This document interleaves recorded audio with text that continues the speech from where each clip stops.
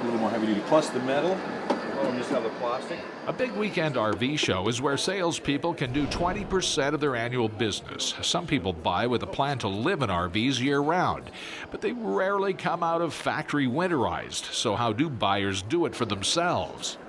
When they're winterized, there's usually no water systems that are being used because of the freezing. So what the people do, they'll actually heat trace tape their water pipes, their water systems, and their sewer systems, so that they're able to utilize those during the winter months. You know, you've got to make sure that those systems are able to be withstand the freezing, but you also have to have a site that has deep well services. So are the furnaces that are built into these good enough for an Alberta winter? Yes. They, you've upwards around 15,000 BTU. There's plenty enough to keep the thing warm.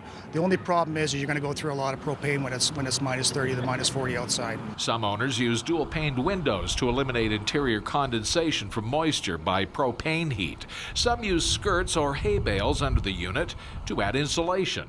Just hook the two up to the battery, to your battery, and away you go. I know we do And a built-in regulator already. And solar panels are becoming more prominent, creating less need for generators. It gives us the capability of storing energy to be able to use later. Yeah, and they're more efficient than ever, of course. Of course, yeah. They've improved 2-3 times what they used to be not many years ago. You can get a small 2x2 panel that's putting out 40 watts, which is power is equivalent to the power that we're using in the house. Sometimes it needs to be converted. That one there is a 120, which should give me charge up my battery all day. If you're not using anything, yes. And they can be used in the winter as well. Yes, absolutely. Yeah, efficiently? Efficiently, yep. The solar panels, of course, we have less light during the day, so they're working just as well while the light's there, but with the less and less light during the winter, we're just not seeing, of course, that much charge. And ultimately, these kinds of winterized deluxe RVs become year-round solutions to housing problems in parts of northern Alberta.